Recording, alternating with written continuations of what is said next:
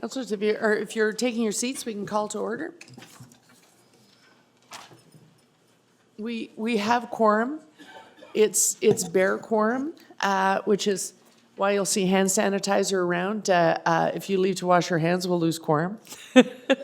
But if we have to take breaks, we'll take them. So, councillors, I'd like to call this meeting of the North York Community Council to order. Welcome to members of the committee and members of the public. I'd like to acknowledge that we are meeting on the traditional territory of many nations, including the Mississaugas of the Credit, the Anishinaabe, Anishinaabeg, the Chippewa, the Haudenosaunee, the Wendat peoples, and this is now the home to many diverse First Nations, Inuit, and Métis people. We also acknowledge that Toronto is covered by Treaty 13 with the Mississaugas of the Credit. Now, you can follow the meeting on your computer, your tablet, or smartphone at www.toronto.ca/council. These sessions are also being videotaped. Are there any declarations of interest under the Municipal Conflict of Interest Act? Seeing none, we can proceed. Can I have a motion to adopt the minutes of the previous meeting? Councillor Cole is moving a motion. All in favor? Opposed? That is carried. Thank you, Councillor Cole. So without further ado, we will proceed with the run-through of the agenda because we're already at the time when we could start a statutory notice. We're going to begin with the consent items at item number 6, councillors. Item number 6 comes from Ward 6, Preliminary Report Zoning Amendment Application, 1881 Steeles Avenue West. That is from Councillor Pasternak. Hang on a sec. I'm just going to grab my notes because I have notes from Councillor Pasternak. That one is recommended for community consultation. There's no extension that needs to be moved. All in favor of the preliminary report? Opposed? Seeing none, that is carried. Item number 7 is preliminary report, Ward 15. Zoning bylaw amendment application 1717, 1719, 1723, and 1733 Mount Pleasant Road. That's in Councillor Robinson's ward. Unless anyone else has an additional motion, we'll move that on her behalf. All in favor? Opposed? That is carried. Item number 8.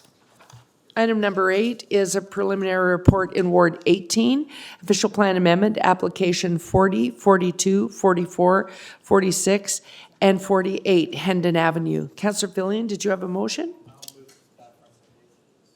Okay, all in favor of the staff recommendations? Opposed? Seeing none, that is carried. Item number 9 is a preliminary report in Ward 18, again, zoning bylaw amendment application number 1 and 5 on Kenton Drive. Councillor Fillion? Staff recommendations are moved. All in favor? Opposed? That is carried. Thank you. Item number 10 is a designation of fire routes. Mostly in Councillor Minnan Wong's area, Fire Route 1684 Victoria Park Avenue. Councillor Minnan Wong, did you want to move that? Sure. Okay. Councillor Minnan Wong moving. All in favor? Opposed? That is carried.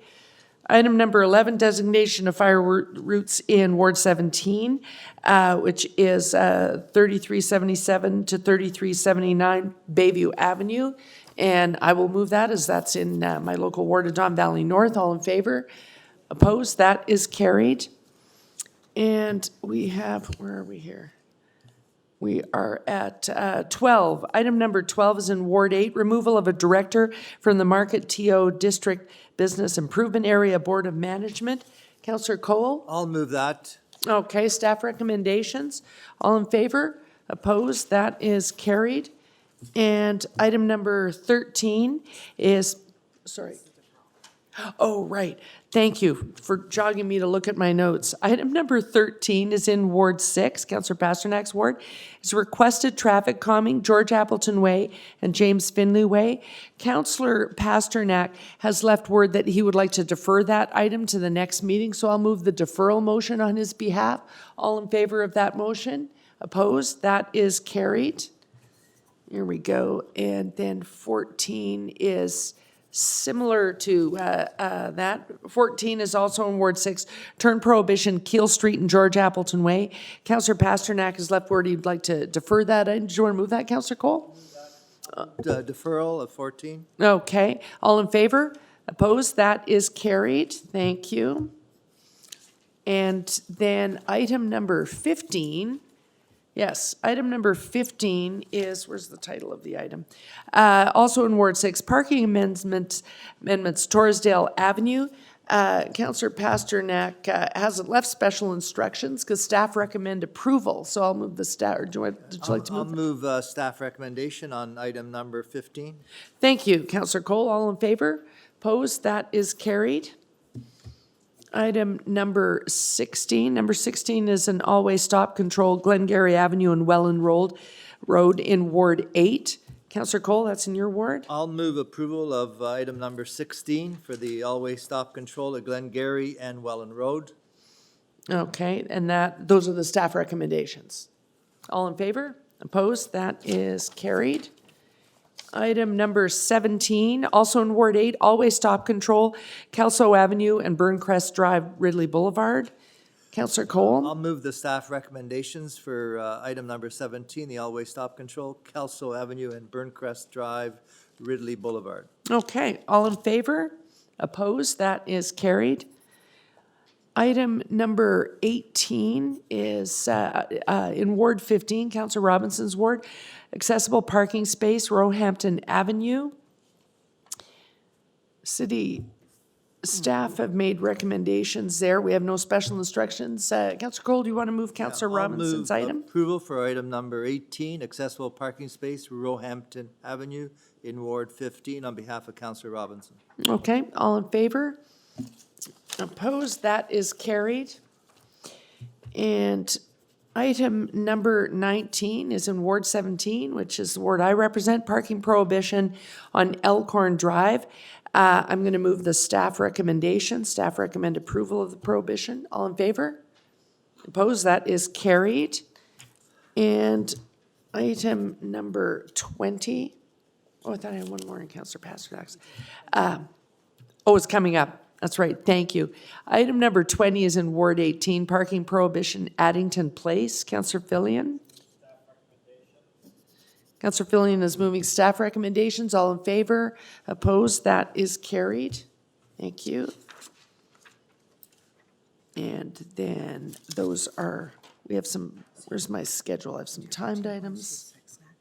If you want, there's no time associated with it. Oh, And then we can right. also add the 2 new items of business if you wish. Right, so the next few are timed items, but then if we can jump over to item number 26, does not have a specific time, Councillor, so we'll dispense with that right now.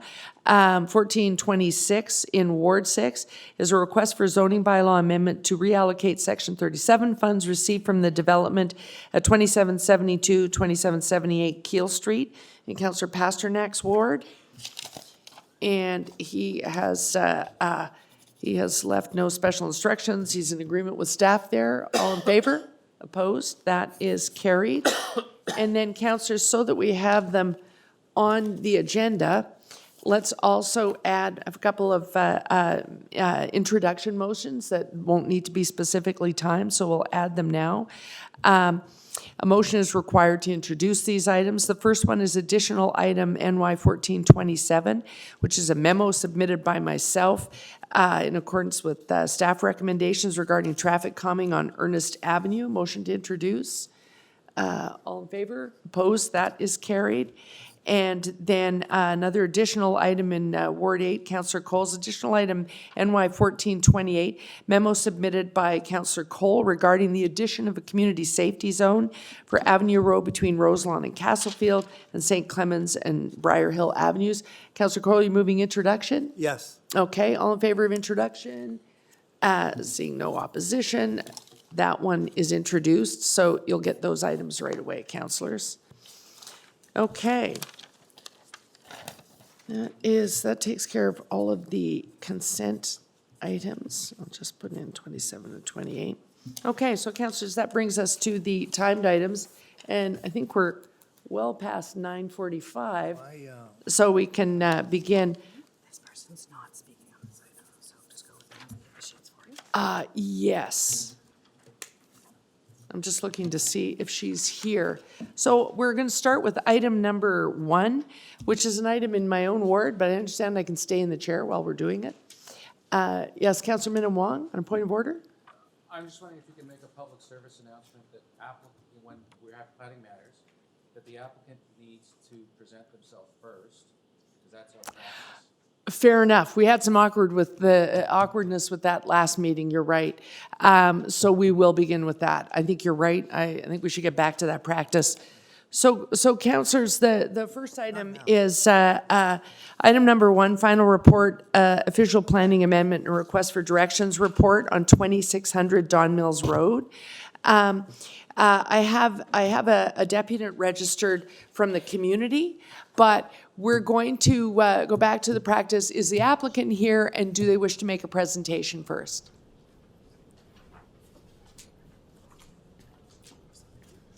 Okay. Representative for the applicant, do you want to introduce yourself? Members of the Community Council, I'm Michael Goldberg. I really don't have anything to say at this point. I saw that there was a member of the community deputing, and in the event that there was anything I needed to respond, or if there was any questions that Community Council had, I was here to make myself available to you. Okay, well, without comments or presentation, we're as you know, we're going to go your presentation, then the community presentation, then we'll go into questions of staff. It will be veering from procedure to go back to you, but we'll see how it goes. It shouldn't be necessary. Thank you, Mr. Rosenberg, if those are your comments.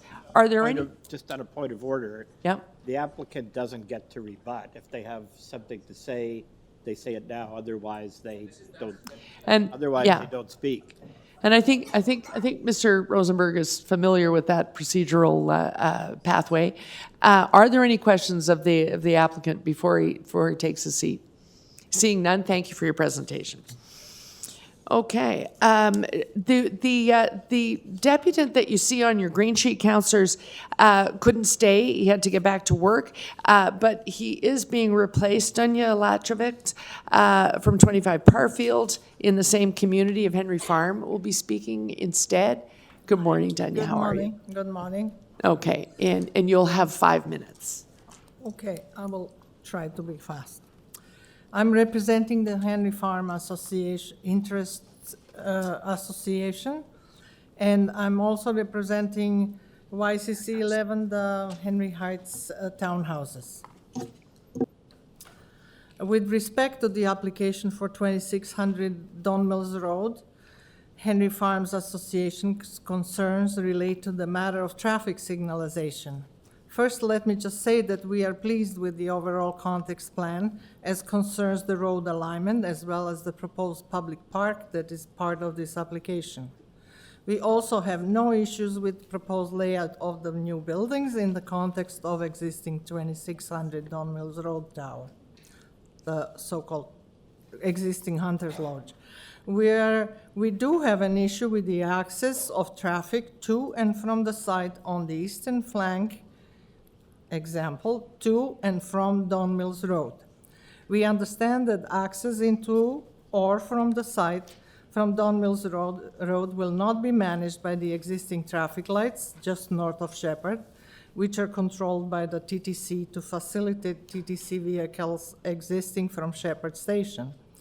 Instead, only ride-in and ride-out access to the site from Don Mills and from Don Mills Road to the site will be allowed, meaning that cars can only enter the site from a southbound direction on Don Mills Road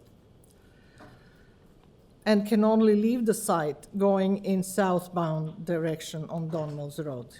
Given the volume of traffic anticipated with the redevelopment site, as well as redeveloped adjacent 1650 Shepherd Avenue site, this is not sustainable. We call on the city to work with TTC to allow the existing traffic lights on Don Mills Road just north of Shepherd Avenue to serve both TTC vehicles and local traffic. Use of the traffic lights would allow residents to enter the site from both directions on Don Mills Road and equally to exit the site going in both directions on Don Mills Road. This will also ease the volume of traffic on the small arterial Leith Hill Road flanking the site on the north and would reduce the volume of traffic going through the signaled intersection at Don Mills Road and Leith Hill Road. It seems preposterous that TTC would want to keep the traffic lights solely for its vehicles' use instead of also serving vehicles entering and exiting the redevelopment site on a new road directly across the intersection on the west. A compromise would be to give TTC vehicles priority access to and from the intersection by way of an advanced green signal. TTC vehicles turning to go south on Don Mills Road and entering Shepherd Station from southbound Don Mills Road would have priority access to the intersection. On a related point, Henry Farms Association is strongly opposed to any future proposal for a new traffic light on Shepherd Avenue just west of Don Mills Road.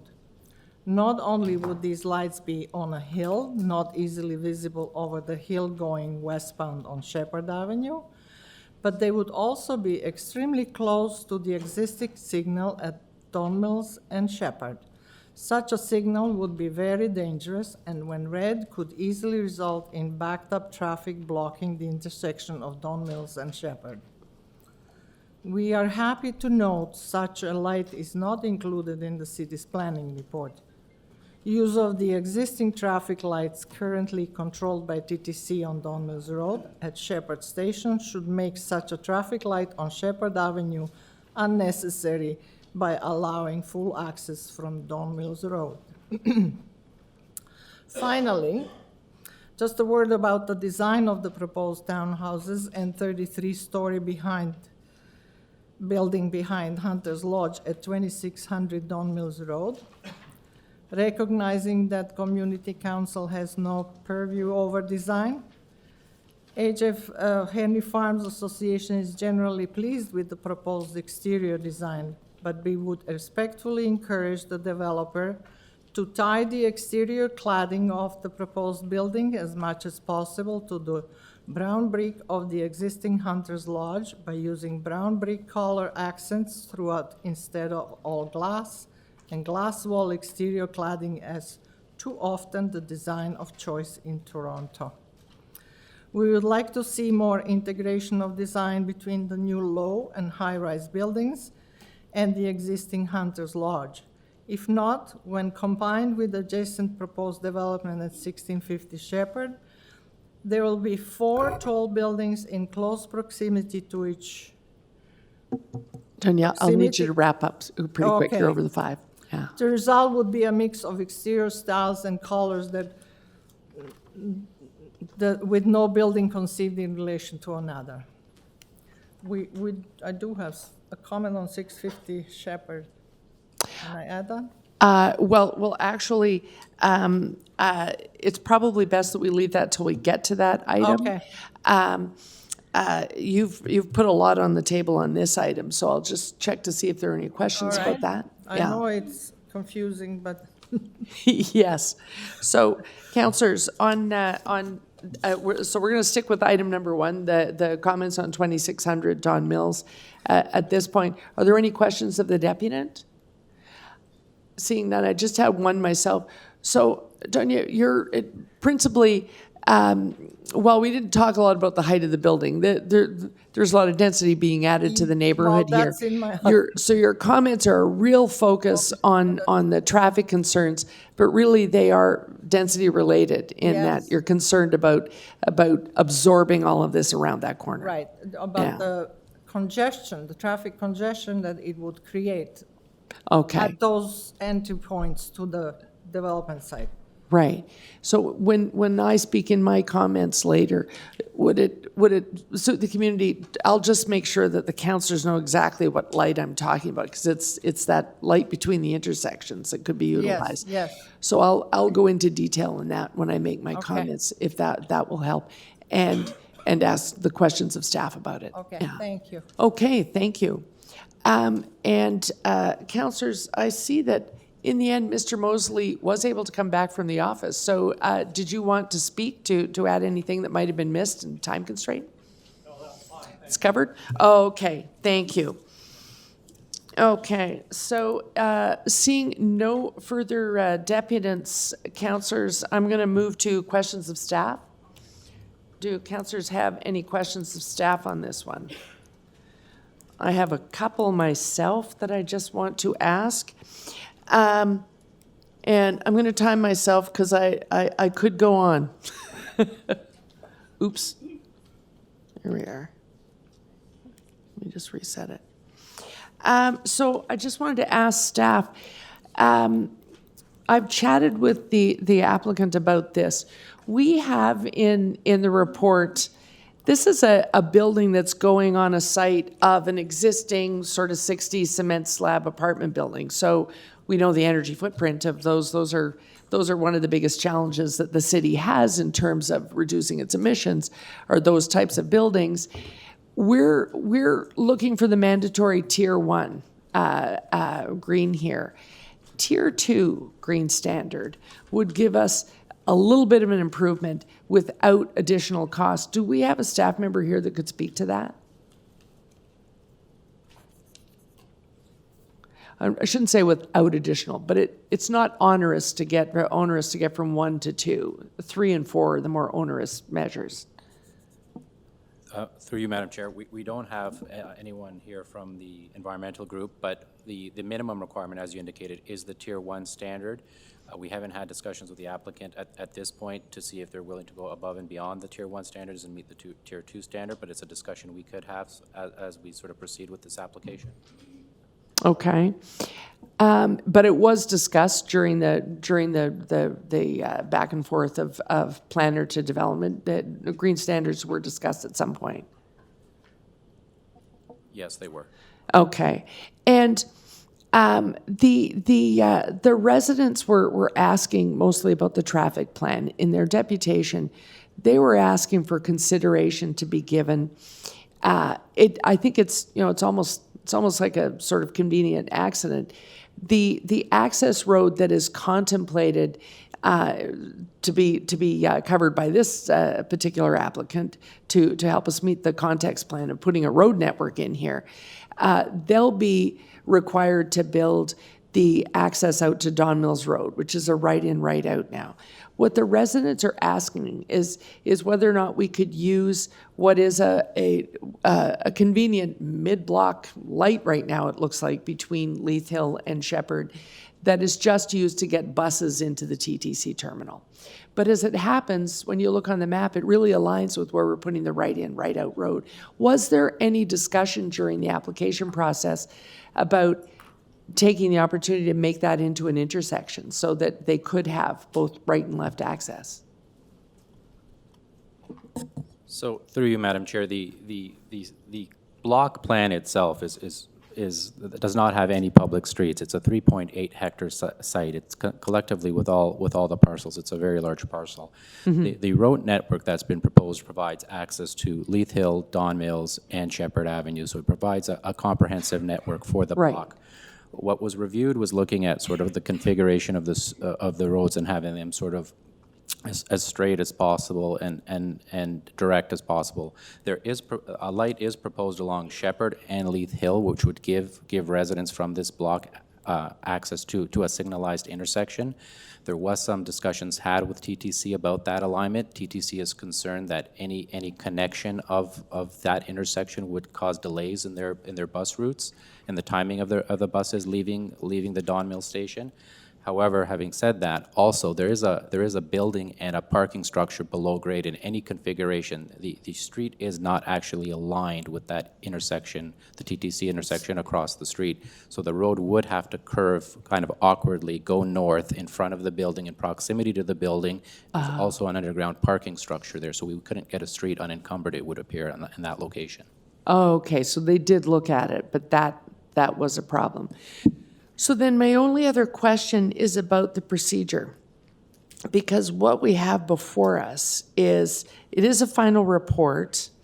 It's a final report, it's going to go to council, and then it's going to go to the LPAT. Is this a final minutes of settlement, or is it a final report and there will be other junctures and some of the financial agreements will allow us to address things that emerge? Through you, Madam Chair, it's a final report on the official plan amendment, which lays out the road network. It is a request for direction on the site itself for 2600.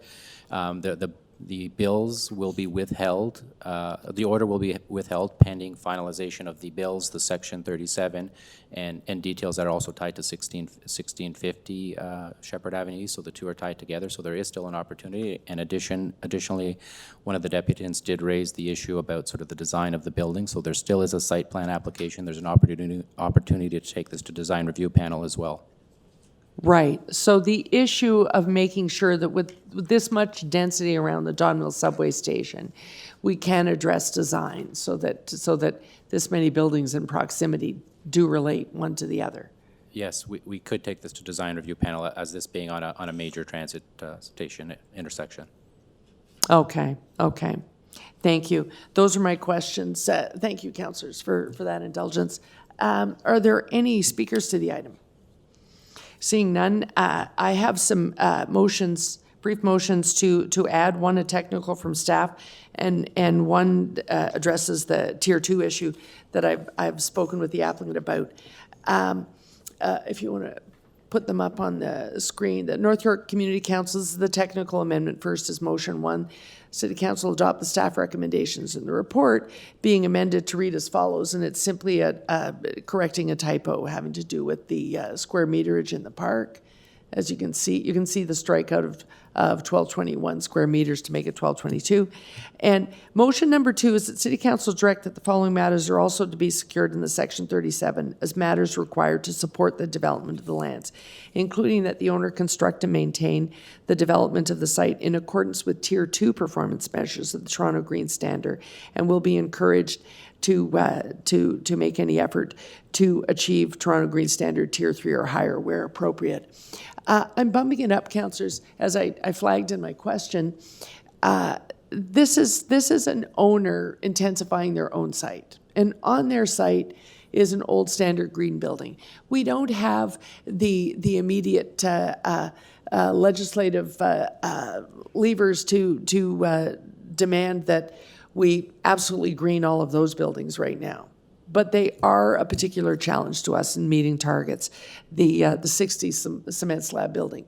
And this is a neighborhood that is absolutely full of those. The Peanut and Parkway Forest are a huge contributor to that particular type of architecture, owing to the era that it was produced. And this type of infill application is happening a lot on this particular piece of real estate. So I'm simply moving this motion because I think we have to begin to look at a new standard that says where an owner is intensifying their own site with one of those old 60s emitters on it, they've got to get to Tier 2. This is before the costly standard that gets you to got to build a district energy system, et cetera, et cetera. That's Tiers 3 and 4. But I'm asking Tier 2 because it will offset the footprint of the other existing 60s building. So those are my motions and my comments. And in the opportunities going forward, some of the things that the residents have been concerned about, we hope to deal with in the go forward procedural steps. Those are my comments. Are there any other speakers? Seeing none, Seeing none, sorry, I didn't stop the clock after questions. All in favor of item number 1 and the motions as a package? Opposed? Seeing none, that is carried. Councillor Cole, do you happen to know if your resident from Lytton Park is here? Oh, okay. So we'll deal with that item. If not, I was going to propose that we deal with 1 and 5 together because they're next door neighbor applications. But you have just one applicant, so we'll go to item number 3, which is. 14.2 is next, the Sandfield Road. Oh, sorry, I forgot about it because we don't have speakers on it. We had an item on it. Thank you, Madam Clerk. We're going to deal with item number 2, which is, sorry, hang on a sec, because I have notes on it. Councillors, so we're moving to 14.2, which is Sandfield Road.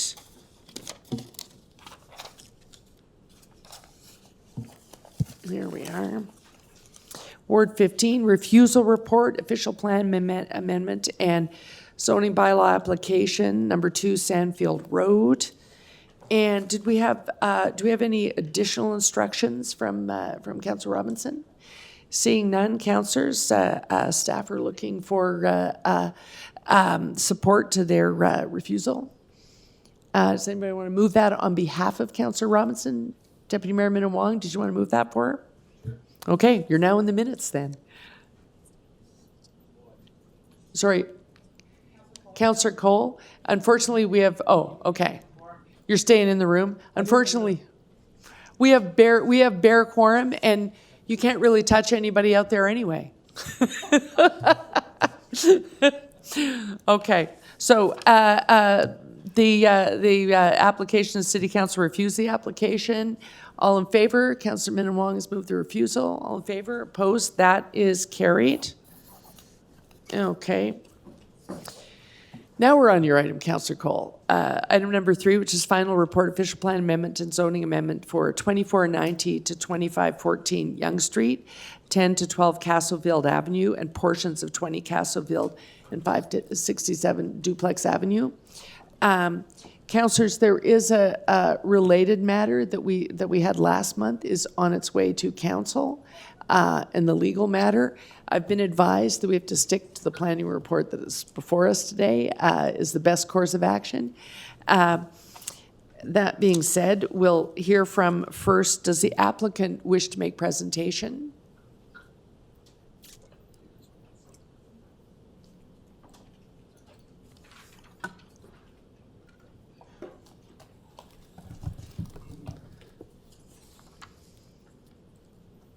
Here you go.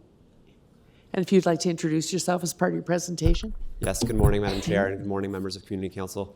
My name is Max Laskin. I'm from Goodman's LLP, and we are counsel to the applicant in this matter. I do have a short presentation regarding the application, and I'll also note that the proposal is described in a staff report before you that recommends approval. So in this first slide, you'll see the location of the site, which is on the southwest corner of Yonge and Castlefield, north of Yonge and Eglinton. It's currently the site of a 3-story commercial building that includes the Capitol Theatre, some grade-related retail, among other things.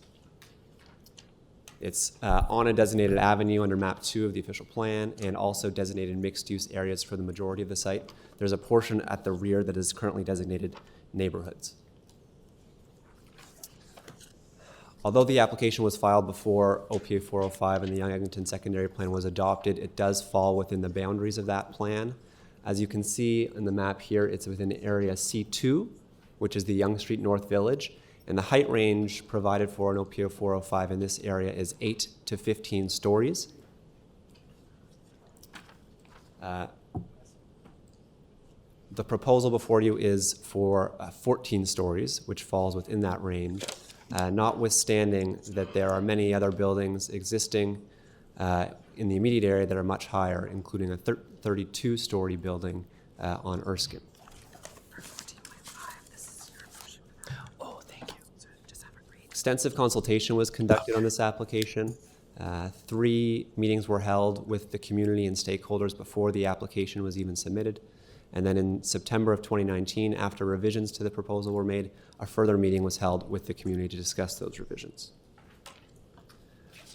The revised proposal before you is a hybrid form of development, as you can sort of see depicted here on the image. There's terraced articulation away from Yonge Street, as well as away from the properties to the north. And then the taller portions between 12 and 14 stories are slender, with small floor plates ranging between 397 and 597 square meters. And in addition, that taller portion is set back significantly both from Yonge Street and from Castlefield. The terraced form that I described fits within the 45-degree angular plane, which also provides for appropriate landscaped private spaces on those terraces, as well it provides for 5 hours of sunlight on the opposite sidewalk. Some images here where you can see the terraced form as well as the private landscaped space that I described.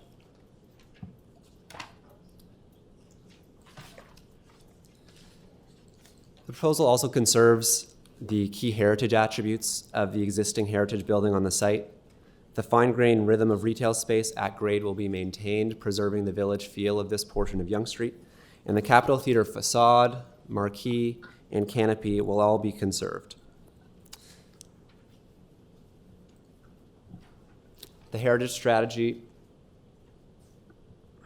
will allow for the defining elements of the existing building to be conserved, including the stone and brick corners, which are better seen here, the two-story arched windows, and the cornice at the roofline of the building. In addition, a listed heritage building known as the Orange Hall sits behind the subject site at the rear of the property. A mid-block connection is being provided in the form of a colonnade that provides both a pedestrian connection from Yonge Street to this listed heritage building and a view corridor to the building so it can be appreciated from Yonge. The proposal provides a host of public realm improvements, including street trees on both Yonge Street and Castlefield, as well as a widened sidewalk on the northern portion of the site past the heritage building. These last set of slides show a comparison, Madam Chair and members of Community Council, of the original application and the proposal that's now before you. As you can see, the image on the left compared to the image on the right, the proposal is significantly scaled down from 21 stories now to 14 stories. And the overall built form has been scaled down too, with a much smaller building footprint, as you can see here. And you can see in this section, which is actually effectively to scale, the two images both on the left and the right are effectively the same scale. You can see that the proposal as a whole is much, much more modest than originally applied for. Okay. And so with that, Madam Chair, I'll wrap up and simply say that we ask that you adopt the recommendations provided in the staff report. As staff have outlined, the application represents an appropriate form of development along Yonge Street that is sensitive to its context and maintains the intent of the official plan. It also provides for conservation of the heritage buildings on site. And so in our view, the application represents good planning, and we ask that you adopt the recommendations of staff. And I'll simply end by thanking staff for their hard work on this file and thanking you for your time today. Okay, thank you very much. Are there any questions of the applicant? Just a couple of short questions. As you know, the architect for the Capitol Theater was the renowned Murray Brown. And I know that part of this application is the heritage designation. Are you willing to entertain, maybe with the community, an opportunity to recognize this foremost Toronto architect in the heritage preservation? In other words, a plaque or some kind of commemoration of this, as I said, renowned architect who also designs the Postal Station K and other theaters in Toronto. So I would hope you would be amenable to working with the community to recognize this architect who is the father of the Capitol Theater. Yes, thank you for the question, Councillor.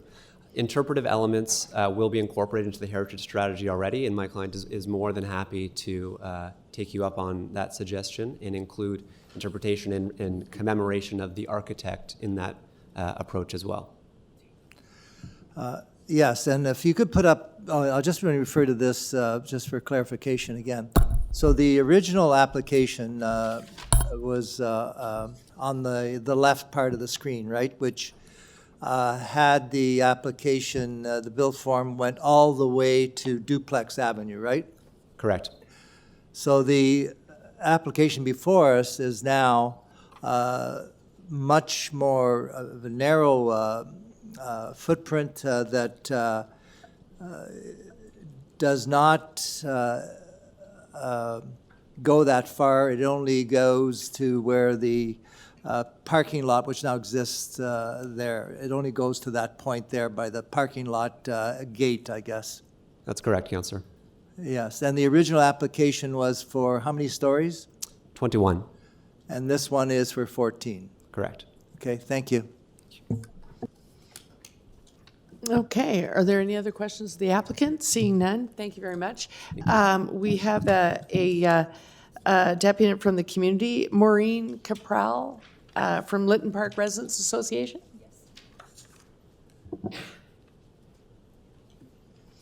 Good morning. Hello. So my name is Maureen Capral with Lytton Park Residents Organization. Represents member households from Lawrence West, south to Roselawn and Briar Hill, and then from Yonge Street to Saguenay and Proudfoot. The developer submitted revised plans in November 2019 and is proposing a 50.4 meter, 14-story building with a 5.5 meter mechanical structure.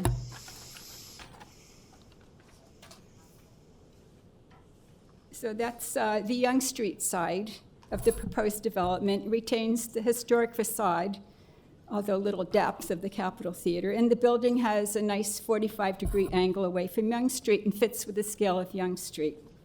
However, on the rear side, it's grossly out of scale for the adjacent neighborhood open space area. So this is looking more towards the north. The other was looking south to the Young Eglinton, which is highly developed.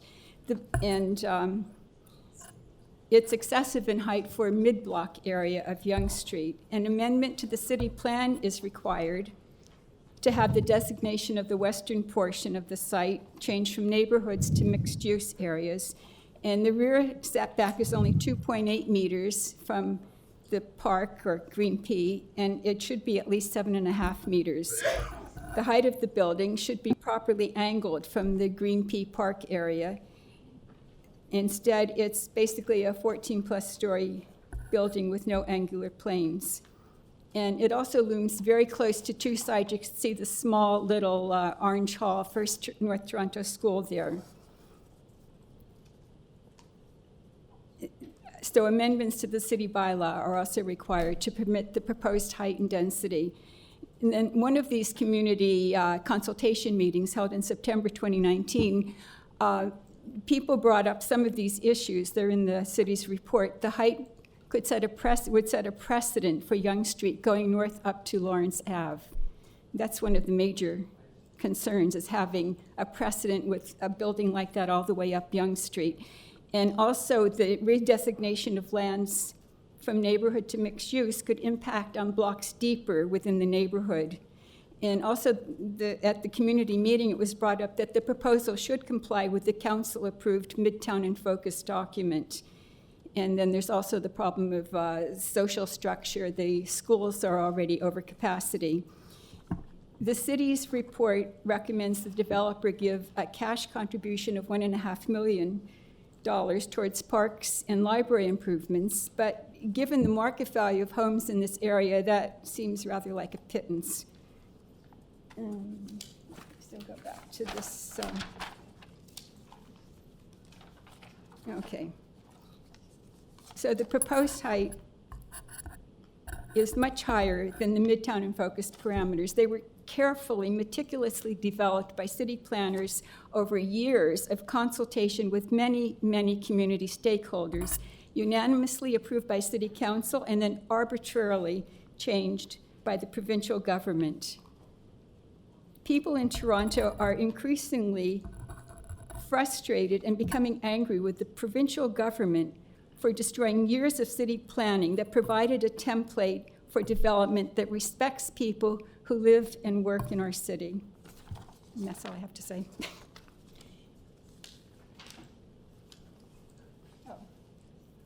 Those are your comments? Yes. Are there any questions of the deputant? Councillor Cole, you want to ask a question? Ms. Capral? Yes, thank you, Maureen. Just for clarification for my colleagues, you mentioned the Midtown in Focus plan, and you are part of Residents Association that was involved in that discussion over how many years? Oh, I think it was at least 5 years. So did you attend some of the meetings where you I did.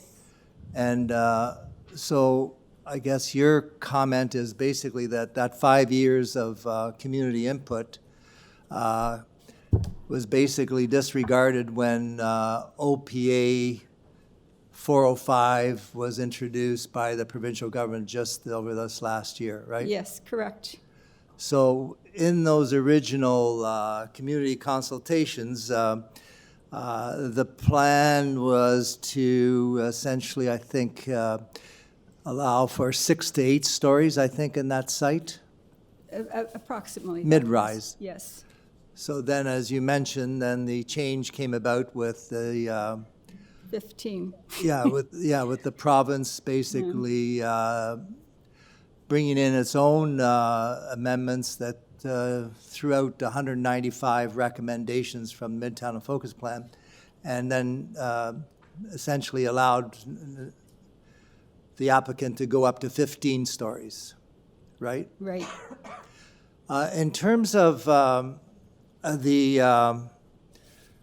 know one of the concerns you mentioned was about the height and the angular plane, and I was made aware of this, and I wasn't really cognizant of it, that angular planes, I don't know if you know this, if angular planes relate to just immediate impacts on residential homes abutting a new development and not on open space or even parks. I'm not sure if you're aware of that. No, I didn't know that.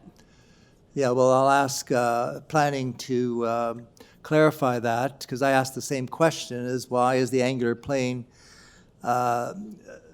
mitigating shadows on Yonge Street, and yet in the future we might have a park there, hopefully, and we don't have an angular plane allowing light on the park. Are you happy with the heritage agreement and the work done by the applicant and by Heritage Toronto? Well, I'm glad to see that they've preserved some of it at least. It would be nice to have a little more depth to the frontage. And I'm not sure about the Orange Hall. They have the walkway going to it, but I think the lane behind it is owned by the Orange Hall and it's private property. Yeah, that is interesting. But at least there is finally a public access or opening to that gem, very mysterious Orange Hall that we haven't seen anybody in 50 years. But is there anybody here from the Orange Hall, I wonder? I don't know. But but at least there's finally some kind of opening. There's a little opening, yes. Yeah, it's a colonnade. And it is. There's the height of the building on a few sides of it as well. So I don't know how it is for them being inside of it, but. Yes, and also I think there's the opening, a view of the Orange Hall from Yonge Street too. Yes. Which is, for the first time, we'll be able to see this mysterious place and maybe even erect a sign on Yonge Street which says Orange Hall this way. But it's always closed, so I don't know why you want to go there. But anyways, thank you so much for all your hard work. 5 years of real earnest community consultation, and not only on this project, but I know Lytton Park ratepayers have done. And I see Andy Gord here, all the work that was done for years. And it is certainly appreciated by city staff and others who were part of your very, very conscientious input into future plans for this area. Yeah, thank you for that. Okay, thank you. Okay, thank you. And I heard a thank you there, but not a question, so maybe we can take a few seconds off your now deputation that's going to go next. Councillor Cole and other councillors, we're going to go next to questions of staff. Are there any questions of staff on this? Yes. Councillor Cole? The first question is about the angular plane as it relates to open space as opposed to abutting residential homes. What is the city policy, planning policy, as requiring an angular plane to mitigate shadowing and privacy, et cetera? Through you, Madam Chair. The angular plane is addressed in two sections in the report, page 28, which is the building massing, and also the sun and shadow section of the report on page 28. In this particular case, we applied an angular plane from the residential development on the duplex side of the property, not the proposed area of the TPA lot that would be the park.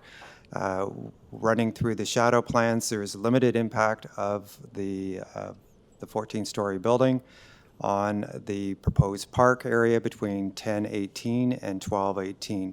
There are existing shadow impacts that are more significant on that property from the Young Eglinton Center on the east side of Yonge Street. And so the building is in line with those shadows at 918. At 1018, there is a minimal impact on the park that swings across and is primarily off at 1118, but is fully off at 1218 p.m. Okay, and in terms, another question is the 14 stories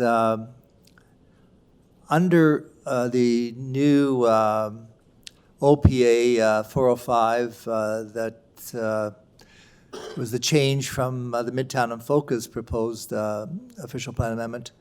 What are the changes as a result of that new provincial policy as regards to planning in that area with under OPA 405? What was the case before under Midtown and Focus, and then now under the new, you might say, framework by the province with OPA 405? Through Madam Chair, the application was submitted on June 29th, 2018. OPA 405 was approved by City Council in July of 2018, and the province approved OPA 405 in June of 2019. As approved by the province, the heights that allowed within this character area are 8 to 15 stories, and we have an applicant proposing 14 stories. Council-approved version of the secondary plan had 8 stories, with bonusing going up to 10 stories. The right-of-way on this section of Yonge Street is 33 meters, so that would allow, on a 1-to-1 ratio, 11 stories on the property. Okay, and in terms of the access and the connection to the mysterious Orange Hall, how do you see this proposal allowing for public access to the Orange Hall area, which is right now, I guess, essentially blocked off by the existing buildings? Yes, the Orange Hall right now with the buildings as they front on Yonge Street does not have visibility. It is kind of buried in behind those buildings. This proposal provides a colonnade, which provides public access and also a view corridor to that heritage building. The other question is, has anybody at the city or planning ever contacted the mysterious people who operate Orange Hall? I don't believe through our process and through our community consultation we heard from anyone at the Orange Hall. Do they pay municipal taxes? Are they on the tax roll, the Orange Hall, or are they considered a charitable organization? I'm not sure what okay, and it's sort of classification may be. It's just that it's part of this whole revitalization of that corner, so it's sort of thing that we'll deal with later. In terms of the heritage, is there anybody from Heritage here? Could I wonder if they would just comment on the application and how Heritage Toronto what their, you might say, ideas are on this application and the agreement. So I asked Councillor- I need an yeah. extension. So you're at your 5 minutes, so I'll see how full the comments are, and then hopefully we can wrap it up. I don't know that we'll have to go to a second round. Okay, thank you. So through the chair, thank you. So the application has been presented to the Toronto Preservation Board, and so we have a recommendation from TPB for approval to council. It's the design that was submitted to us has gone through a few iterations, and we were able to maintain conservation of a substantial portion of the property, not solely the elevations fronting Yonge Street, but we're getting some depth to that, at least some representation of the of the individual stories to a depth of a vestibule approximately. Getting conservation, getting some commemorative space, not actually conserved, but commemorated for the theater area itself, some conservation of the lobby, and general entries and restoration of the signs. So on the whole, we're looking at it as a fairly positive example of integration of existing heritage and mitigation within the proposed development.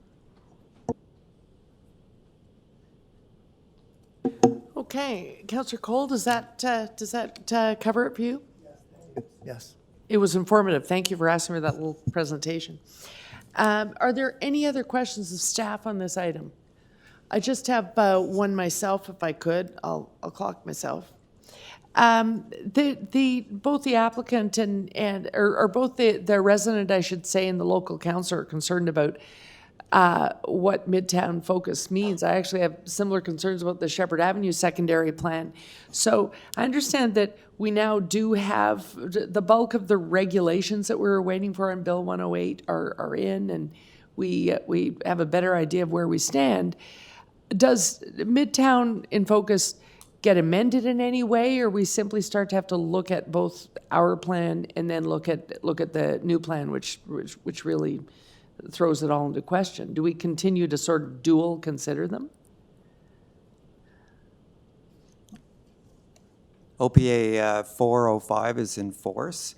There's certain aspects of it that are being implemented through area review, for example, of the zoning.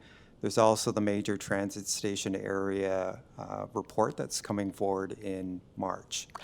Okay, so it would outline the overall impact in that report? Well, that will deal with the major transit station areas across the city of Toronto, Right. including, of course, we have a station here within this area. There's not going to be, the policy is in place. There's not going to be any change to the policy in the Yonge and Eglinton secondary plan. Okay, and elsewhere, the 500 versus 800 meters, things like that, there isn't going to be a report that sort of redraws the plan. It'll simply be addressed application report by application report. Is that the route staff intend to take? Well, the Yonge Eglinton area, we're meeting our targets in terms of intensification, so there's not going to be, we've well exceeded our targets, so it's not really going to have an impact. We will deal with individual development applications from a planning perspective in terms of their massing and the impact that they may have. Okay, so there isn't, planning and housing's not going to get one large mother of a report that shows us the impacts across our official plan? Because I don't think we've had that yet since the bill was presented. We don't have the staff that are actually working on that report, nor have we seen a draft of that report, so I'm not sure to what extent they're going to be getting into that with that report. Okay, thank you. Those are my questions. So we're moving to speakers now. Local councillor, Councillor Cole. Yes, thank you, Madam Chair. Just one reason why I was referring to the Orange Hall is because this part of Yonge Street is the sort of part of the old village of North Toronto that was, I think, annexed by the mega city of Toronto in 1929 or something. So there are a number of historical sites there on this strip, and the Orange Hall being one, the Capitol Theatre being another, and then Postal Station K, which we were able to save at Montgomery.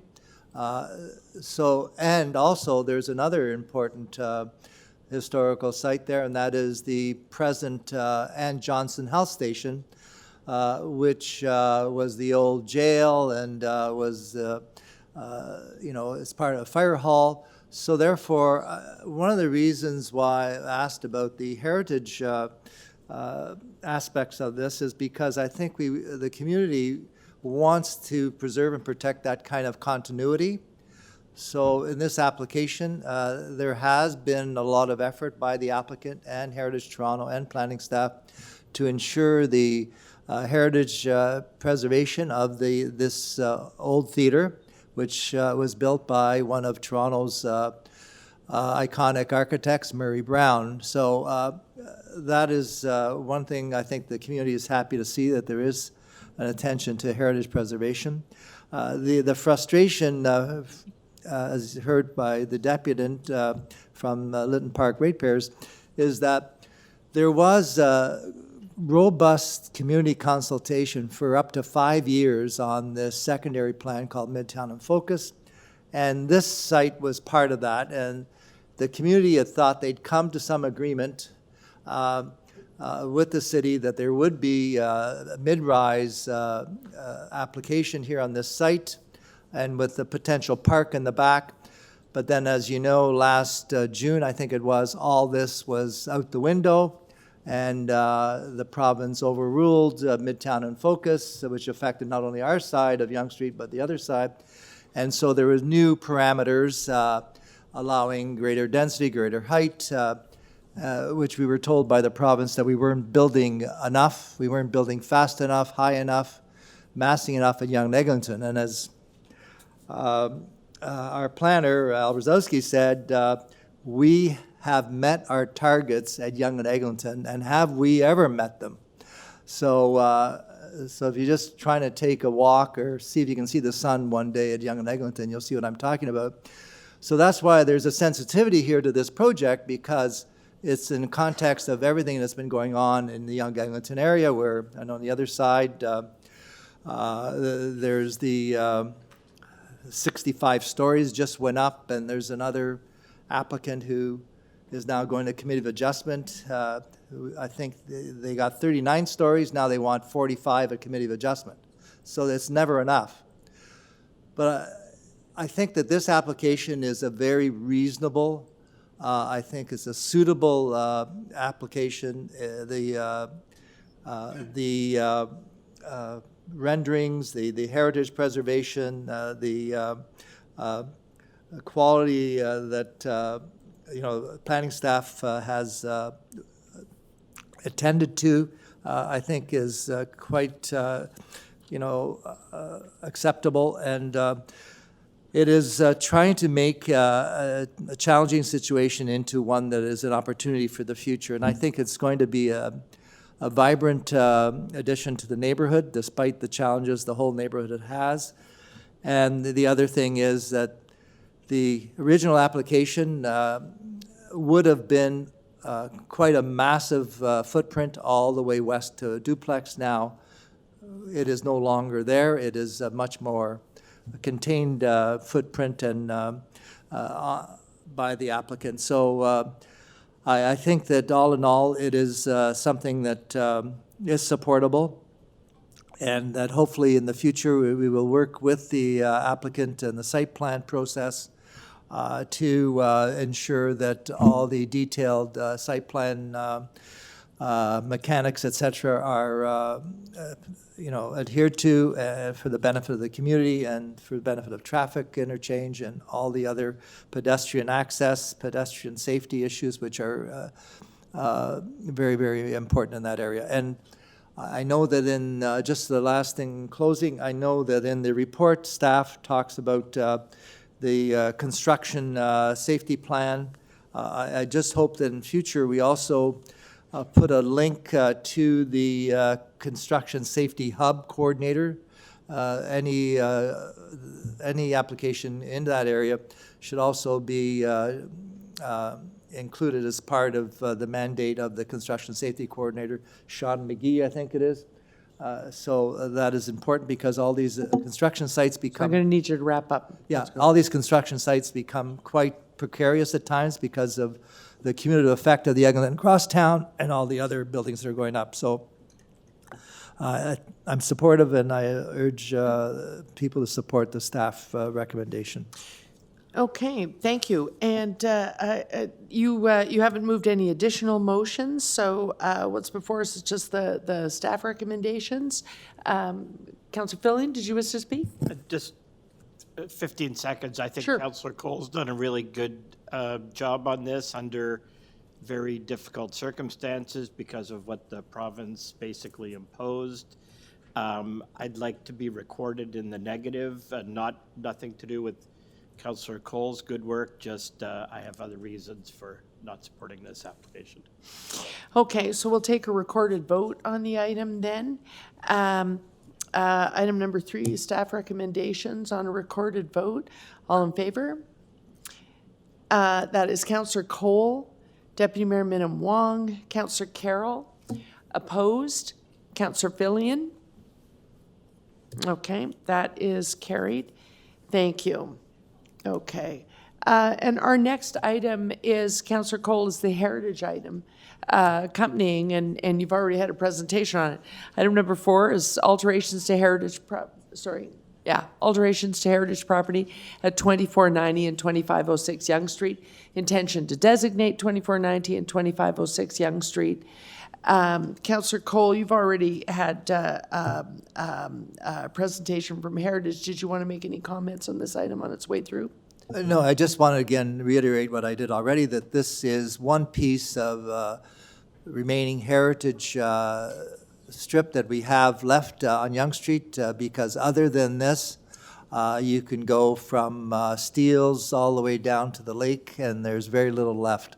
So we have this one piece of Old Toronto left here, and so that's why the heritage designation here and the heritage agreement is critical in terms of Toronto, not only this area of the city, but also all of Toronto, that we retain and respect some of our heritage. And just one last comment, as you know, this was the site of the rebellion of 1837. Okay, so William Lyon Mackenzie walked these streets, and Montgomery's Tavern was just down the street.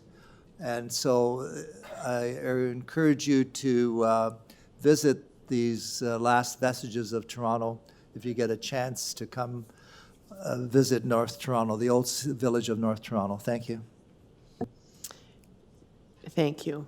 I'll just make one comment myself. If you could include on the plaque that this is the movie theater where my entire family went to see Funny Girl, I think that would be a nice thing to put on the plaque. It's as far back as I go with the site. I don't go back to the rebellion. It's one of my earliest memories of us having a happy time at a movie, though. So, okay, so if there are no other speakers, item number 4, Councillor Cole is moving the staff recommendations. All in favor? Opposed? That is carried. Okay, thank you. Item number 5 has deputants. Item number 5 is, we're back to similar neighborhood to item number 1, an item in my ward, request for direction report, official plan amendment and zoning amendment application 1650 Shepherd Avenue East. In the speakers, as Deputy Mayor says, we hear from applicants first on the speakers list. The registered deputants that you see first are in fact representing the applicant. Yes, they anticipated your every want, Councillor Minnan Wong, by registering. So if we could have Christopher Tanzola from Overland is first. Thank you. Thank you very much, members of council. I also have with me my client, Mr. Robert Carroll, in the audience today. I didn't intend to make a very detailed presentation. The staff report is quite detailed. We've reviewed it. Wanted to express our appreciation for the work that staff have done on this, both planning staff, legal staff, as well as the other departments at the City of Toronto that have had their input into what has been a very long process and a very collaborative process, not just with city staff, but also with the other owners in the block. And we've heard from Mr. Goldberg on behalf of one of them with respect to 2600, and we're going to hear from another one of the owners' representatives in the deputation that follows mine. Everyone has put a lot of hard work into it, and I just wanted to express my appreciation for that. I wasn't aware that there was going to be a deputation from the Henry Farms representatives today, but I did hear some very positive comments about the block planning exercise in that deputation with respect to the location of the parks, the way the blocks have been broken up, and the positioning of the towers. And I was actually buoyed by the positive comments that I did hear. With respect to the transportation issues that I heard raised in the other presentation, which I suspect may be addressed in the Henry Farms deputation, I will say that the layout of the streets and the transportation work that has been performed by my client's transportation consultant as the lead consultant, but also had input from the professional planning transportation consultants of the other two owners within the block, as well as it's being reviewed and has been reviewed by city staff. So a lot of technical work has gone into that transportation report with respect to the layout of streets, the location of signalization of intersections, the movements that are permitted in various locations, right down to the width of the streets that are being required through this context plan. So a lot of thought and a lot of work has gone into establishing that road network. I wanted to turn my attention to the comments that I understand are going to follow mine from Mr. Platt. He has put a letter on the record, or his client has put a letter on the record that we have reviewed. They're requesting some flexibility in terms of finalizing the wording of the official plan amendment that will apply to all these lands. We've provided our input back to City Legal, and I see Mr. Callio here today. It's not Mr. Callio that we provided the input to, but to the lawyers who are assigned to the file. They do know that we understand the concerns that Mr. Platt's client is going to be raising, and we would support having a flexible approach to make sure that we can land the language of the official plan amendment in a way that recognizes all of the hard work that's been done by staff in terms of taking this matter to the public, and the time and energy and effort that have been put in by all of the owners within the block. So we trust that the collaboration and the good faith that's been shown throughout is going to lead to a resolution that's going to work for all the owners, which to us is extremely important because there's not just the question of implementation of official plan amendments and zoning bylaw amendments. On this block, there's also the very real question of actually getting this block built out, getting a road network built out, getting new services built out, and those services and those roads cross a lot of people's property lines. So we need to have continued cooperation from the owners within the block. In addition to the comments that we've provided to City Legal on that respect, we have provided some other detailed comments to City Legal, all of which I think are manageable and all of which I trust we're going to be able to work out as we move through this process. So with that, I'll take any questions that councillors may have. The first question, Mr. Tanzol, is you mentioned some other people that would be coming forward to speak, but I haven't got them registered here. Oh, I've got three on my version of the green sheet. I've got Mr. Platt, and Mr. Mousley from Henry Farms. Right, Mr. Mosley is definitely, yeah, okay. Just to be sure, I do have a question. In terms of things that have to be ironed out, one of the biggest concerns that remains, you heard some of the transportation concerns that Ms. Slakovic mentioned earlier, and they really pertain to both the buildings, those two intersections. The residents inside the area, though, are still frustrated by, they don't really have the detail or a visual of what's taking place in terms of amenities here. Their pool is being removed. They don't seem to have access to amenities in the new building, but there's not a lot of detail. Is it going to be considered a friendly motion? If I move a motion that some of that has to be detailed and ironed out before we're making a Section 37 agreement at an LPAT hearing, that has to be more detailed and shared with the residents? I turn to my client who's nodding. That certainly there is a plan to introduce new amenity space within the existing Sunrise apartment tower, and I think in fairness to those residents, yes, they should get a list or a detailed list of what those kinds of amenities are going to be. And so I certainly wouldn't have any objection on behalf of my client to making that clearer to them than perhaps it has been made to them. Sure, okay, thank you. I may have some other questions, but I'll be posing them of staff because I want to hear what the residents have to say in their application. So those are my questions. Anybody else have a question of the deputant? Seeing none, thank you. Thank you very much. And Mr. Platt is next.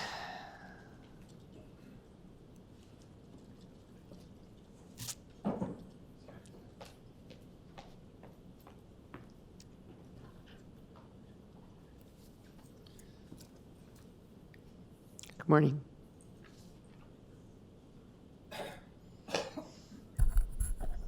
Good morning, Madam Chair, members of Community Council, members of staff. Nice to see you as always. My name is Aaron Platt. I'm with the law firm of Davies Howe LLP, and I act for Newberg and Dale Construction Limited, also Anspor Construction Limited, and those are the co-owners of the property known as 25 Leaf Hill, which is found on the concept plan, which is contained within the staff report and which forms the basis for the official plan amendment. 25 Leaf Hill currently is occupied by the apartment building, 15-story building right off of Leaf Hill currently. My client was sort of brought into this process as a result of applications by neighboring owners, and very quickly it was determined with discussions with staff and my colleagues that it made sense for all the owners to work together. The city wanted to see a concept plan. They wanted to see how, staff wanted to see how this block would come together and evolve together. And after a considerable amount of effort, back and forth, my client, who doesn't have an application pending, expended the resources, hired legal counsel, planners, engineers, both civil and transportation engineers, and an architect to help with massing exercises and what have you. So my client's been an active participant in this process since the beginning. We are very pleased with the recommendations of staff and with the official plan amendment. We commend staff for their work, as well as the councillor and the community who undertook several community consultation meetings. We heard from much of them. We had a community consultation meeting earlier this winter. I believe it was in January at some point. It was fairly well attended despite the weather that night, if I recall correctly. But interestingly enough, and I go to a lot of these community consultation events, there was not the fire and brimstone, as they sometimes call it, at these events. I thought the comments from the community were quite rational. There was not a major dispute over most things. The concept plan and the reason for the concept plan and the additional infrastructure that would be created was well understood by the community. I believe that they felt that they were a part of that, as my client and I understand the other owners. I am here today to make a small request of this committee. My friend foreshadowed that request, and that's to ensure that the recommendation to council provides for flexibility to address some minor, what I would call tweaks to the OPA instrument itself. I have this drawing here before you because this is actually the concept plan on which from which the OPA is created. And as you'll see, the concept plan already identifies, and I've highlighted in yellow just so that it's easily visible, a tall building, and I'm not putting stories or anything on that, but it's certainly highlighted that there will be another tall building on the site, and that's part of the reason my client's been prepared to enter into negotiations and discussions over things like the conveyance of about 50% of the road that needs to be there, which will involve changes to underground infrastructure like the underground parking lot that's in that area. So they're a player in this process. As my colleague and friend suggested, everyone needs to work together on this. And part of what my client needs in order to move forward with this and ensure that this can actually happen and in a relatively time and efficient manner, and I'm watching the clock myself, is that there needs to be some sort of recognition in the official plan amendment itself that this is a tall building site. And that's currently not in there. And I'll draw the committee's attention to OPA, for example, 297 and 365, which, if I recall correctly, were both city-initiated OPAs. They were the result of block planning exercise for similar compatibility exercises amongst multiple owners. In both of those cases, and as I recall, I believe there's several others, the tall building sites are identified on the official plan amendments themselves. That's very clear as to where the tall buildings are. And in both of those cases, and in fact a few others that I think I'm familiar with, there is a measure or metric for how the maximum height is to be established, whether it's an angular plane or a shadow study, or sometimes it's a heritage view that's to be protected, and so you can't interfere with a silhouette, but there is some indication as to the maximum height. But that's about all that's really locked down in the OPA. But those minimum requirements are the fundamental building blocks that my client requires in order to really understand how this is going to be built out and proceed with the conveyances that, as the staff report identifies, need to happen before anybody can put a shovel in the ground. So before any of this can really take shape, there's a lot of infrastructure work that's going to need to be done by the three joint owners. And in order for my client to sort of feel like they'll have the skin in the game, so to speak, but they won't necessarily have any comfort that they're going to see what they need to see on the way at the end of the race, so to speak. So those are my comments. Walker Knott, Dragicevic. Yeah, I'll need you to wrap up. Oh, my apologies. Walker Knott, Dragicevic, or WND Associates, submitted a letter yesterday. I believe that's in your packages. My understanding is that has been forwarded through to staff, but I'm not 100% sure, and I can make sure that a copy makes its way to staff. I believe legal may already have a copy. Okay. Those are my comments. Okay, Subject to thank any you. questions, of course. Are there any questions from councillors? I'm going to be asking questions about it of staff, so I'm good. Thank you. Okay. Thank you for your time. You bet. Thank you. So, Mr. Mosley, Jonathan Mosley from Henry Farm Community Interest Association. Yes, hi. Morning. Councillor and Chair, thank you. I'm Jonathan Mosley. I'm one of the executive of the Henry Farm Community Association.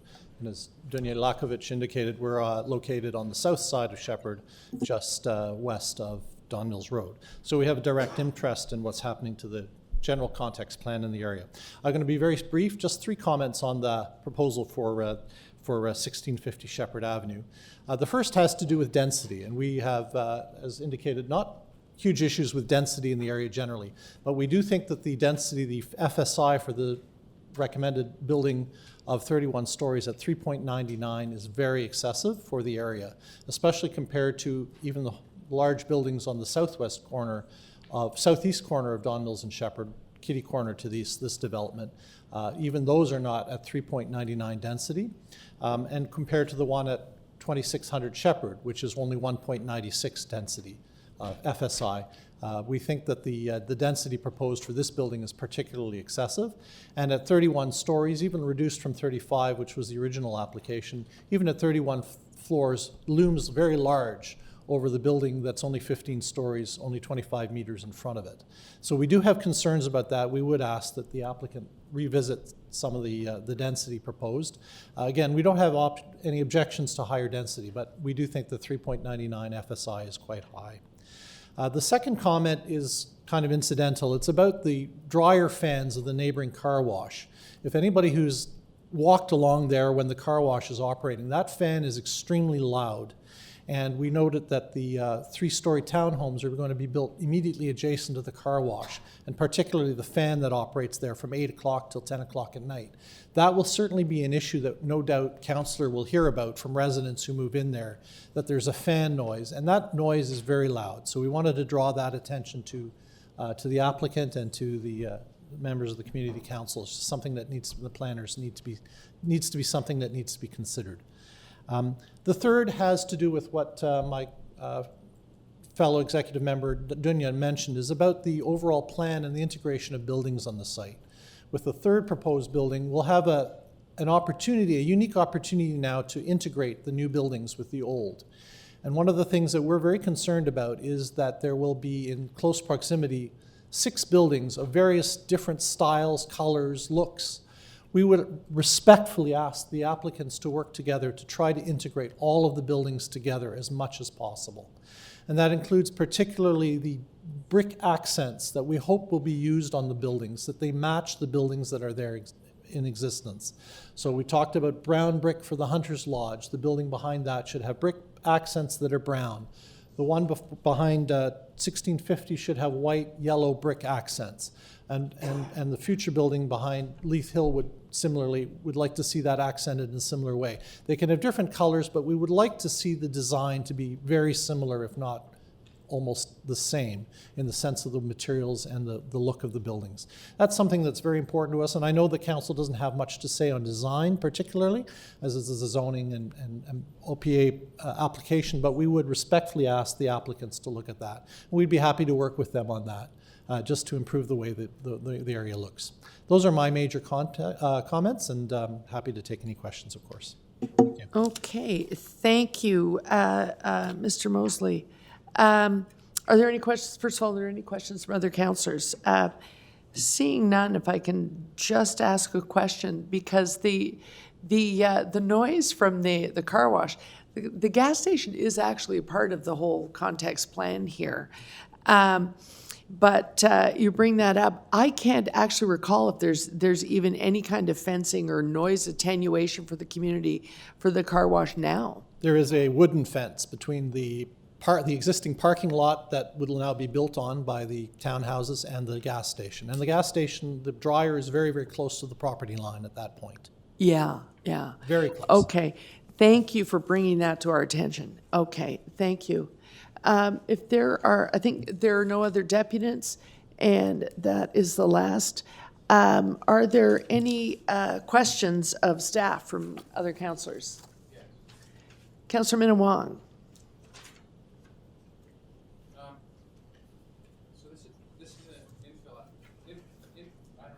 Yes, it's another infill, right next door to the item number 1 infill. Sure.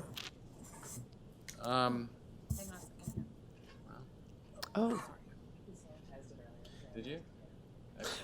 You'll sanitize it and take it back. Don't want the cooties, right? Okay, I'll restart your clock. Thank you. Right. So there's the buildings going behind the existing, and they're smacking up. It's 15 stories now. They're smacking up 30 stories. Yes? Is that? Do I have that? Is that the Coles notes or the head note? That would be in the head note. Through you, Madam Chair, yes, there's additional infill apartment buildings being put on site that would maintain the city's minimum 25-meter separation distances for tall buildings. So they're 25 meters from the one building to the other building. Correct. Okay.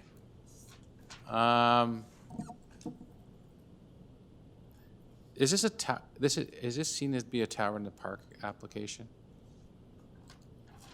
The Principles of it? Yeah. The existing buildings on site throughout this block context plan form sort of that tower in the park style of the 1960s, and these buildings are infilling those sort of vacant areas of the tower in the park sites. Okay, the next question I want to ask, the last fellow kind of piqued my interest because he said those kind of 1960 buildings, which I have a lot of, would be inconsistent with kind of the glassy type structures that they build now. And I'm sympathetic to his comment that it would stick out and not really match what was currently built. So would you agree with that, and what do we do about that? Through you, Madam Chair. So this is the zoning stage of the application. Yeah. And we will be still processing a site plan application on this. So as I indicated previously, there is opportunity to take this to design review panel. If the local council wishes as well, we could have a working group that looks at specifically the materials and how they fit and integrate from a material perspective with the existing buildings to focus on those elements. I see. And just final, so this thing's going to be, the new one's going to be twice as high as the existing building. And what, am I correct? How many units does the existing building have? The existing building has 149 units within a 15-story building. And the new one has, how much are they asking for here? It is, it's a 31-story building, and it will contain 319 units. Sorry, the first one's 150? 149 existing and 319 new. This is like kind of like a Laurel and Hardy development. Okay. All right. Thank you. Those are your questions. Okay. Seeing no other questions from councillors, I have a couple myself. Regarding the design review panel, you stated it correctly. We have the option of going there, but generally speaking, it's pretty obvious already to planning staff that it needs to go there, and so we don't move motions. We just find out that our applications are headed there. In this case, this is a real concern coming forward from the community. Do I need to move a motion to make sure that it goes to design review and that idea of creating some sort of cohesive design between the buildings on the context plan actually gets discussed? So, Councilor, through you, Councilor, no, you don't have to move a motion. On a site this large with this many buildings in proximity to a transit station, we would take this to design review panel. Right, that's what kickstarts it. Okay, that's comforting. I'm wondering if you could speak to the density comments, because between the two buildings, between item number 1 and item number 5, one of them sort of clocks out. It really depends on how the old buildings were positioned. One of them comes in at about 3.5 density, this one 3.99. So they're similar, but the different characteristics give you a different calculation at Emerald City across the intersection. Where do the densities in this application sit in terms of what is now the new regulation around subway stations? So typically what we were looking at for this secondary plan, we were looking at a maximum of 3.99 density on the block. And this is consistent with other sort of corner sites in proximity to transit along this area. The Emerald Park or the Parkway Forest development application, there are 3.99 densities within that community, in particular at the corner. There was an OPA done a while back where the densities were increased on some sites to 3.99, so we kind of maintained that 3.99 as the maximum. Some sites like the 1650 Shepherd Avenue site achieves the full 3.99, whereas the 2600 is at approximately 3.54, so it didn't achieve the full 3.99. Okay.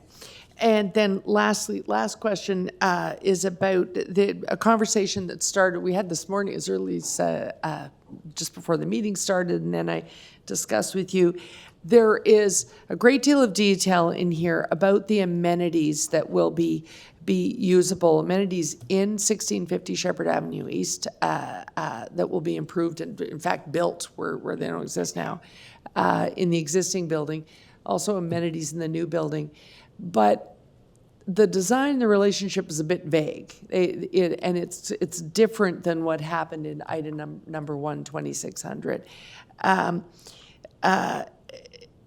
At what juncture would the negotiations happen? If I'm moving a motion today to say that those details really need to be negotiated and shared with the residents, would that happen before the LPAT hearing, or it can happen at some later time? At what point is the Section 37 agreement secured and done, and that's it? So, through you, Madam Chair, the LPAT hearing, I believe, is scheduled for May sometime, but the staff have requested as part of the recommendations that the order be withheld pending finalization of the official plan amendment, the zoning bylaw, and the Section 37 agreement. So we could continue to work with the applicant on the amenity spaces and what's in those amenity spaces, and then secure them as part of the Section 37 and outline it in more detail. So that would happen after the LPAT hearing. After the hearing. Okay, so there really is time to work this out. There is. The 37 wouldn't be finalized till after the LPAT hearing. Okay, thank you. Those are my questions, thank you. So I'll reset the clock. Are there any speakers to the item, or would you like me to go first, because I'm going to put some motions on the table? Okay. I'll start the clock on myself because it's a long motion. The first one is, again, like the other one, a technical one that nails down the measurements of the park that will be on this site. City Council adopt the staff recommendations of the report from the Acting Director of Community Planning. amended to read, with recommendation to amended to read as follows. City Council accept an on-site parkland dedication site having a minimum size of 383 square meters and an off-site parkland dedication having a minimum size of 99 square meters. That was missing from the recommendation. I'll consider the rest of that 2 amendment read, and then I'm adding a motion to that staff move to negotiate the details regarding the amenities to be provided and secure them as part of the Section 37 agreement. That's just to underscore the fact that this report does not mean we're done yet at that sort of vague stage. Motion number 3, City Council direct the following matters are also to be secured in the Section 37 agreement as matters required to support the development of the lands, including that the owner construct and maintain the development of the site in accordance with Tier 2 performance measures of the Toronto Green Standard and be encouraged to try to achieve Tier 3 or higher where appropriate. And B, that the owner shall provide, repair, operate, or maintain improvements to the existing apartment building, all to the satisfaction of the chief planner and executive director of city planning, including but not limited to the following: a minimum of 296 square meters of new indoor amenity space in the existing building, which shall include but not be limited to exercise and multi-purpose space for tenants to be designed to the satisfaction of the chief planner. And I'll consider the rest of that read. So, councillors, the one thing that is missing from this report is a picture of what it looks like right now. If you Google it, what you'll see is that at the corner of Don Mills and Shepherd, there's a gas station. But if you move beyond that, what you see are 3 cement slab towers in the park, if you will, that sort of formed a block, because in each case, they took the old North York plan of, if I buy a great big lot, and it's 1.5 acres, I can build an apartment building on it, and I will meet the density requirement of 1.5. What they left behind them was a great big open field, which is all within 500 meters of a subway station. I should have known that we were going to end up at this point years ago. I was called to the University of Toronto because Michael McClellan from ERA Architects had done a U of T exercise with his students of taking this block and saying, okay, this is now beside a subway. What if you redeveloped it? And I was asked to come and visit the final project that the students had done, and the room was full of developers from all over the city. So I should have known that they were going to start looking at this site. Planning took a great approach here because these 2 applications came quickly, one on top of the other. They said, hold back. There's no context for putting residents behind the residents here. There's no way in or out. We have to really design the block. So in fact, what they did was very similar to what happened at the University of Toronto as an academic exercise, but now it's real. It's made very, very real for the residents who live on the site. The construction plan in here is of great concern to them. The ins and outs, the added access, impacts not just the neighborhoods around them, but very, very much the people living on the site. Really affects the traffic to and from school at St. Timothy's. It affects the aromas. There are huge impacts here. But that being said, this application was made shortly before we found ourselves under a brand new planning regime. And so it's looked at, well, it was applied for before. The context plan puts it in the realm of what really is going to happen in this neighborhood under Bill 108, under the new OPA 405. And so what they've tried very hard is to set a context here for Tower in the Park, infill, that may likely happen. It will likely happen around any building in the Peanut. There are some other, interested applications, one already filed up on Godstone Road. So they've tried very hard to set a tone here. But what I've said to residents is while you see height here, the leanness of the buildings, by making them tall as opposed to trying to shorten them down, to meet that density, they would then be sitting in a pile of bricks, basically. Whereas here, you've got a park and a road network. The height is daunting, but the density requirement the affordable housing within helps mitigate to some point. What is very, very important is that the amenities be worked out. I met with the applicant this morning to say that having a vastly different approach between what's happening at Don Mills, 2600 application, 1650, really, I think is going to create a future problem for the community and some ill will. And I think we really have to sort that out. But I'm confident, having heard staff's comments, that we can do that over the next year. And that being said, those are my comments. Are there any other councillors who now wish to speak? I'm just going to speak briefly. Deputy Mayor. So because it's where it is, and because the local council is supporting it, local community? The local community would love it if they did not have to deal with these applications at all, but they're at this point pretty well versed in planning 101 in Toronto.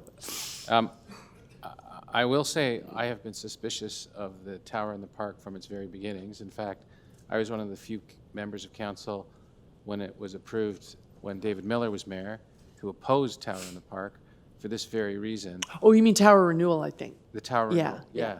I opposed tower renewal because, as I said at the time, I remember making the speech quite emphatically because this was sort of a really new thing.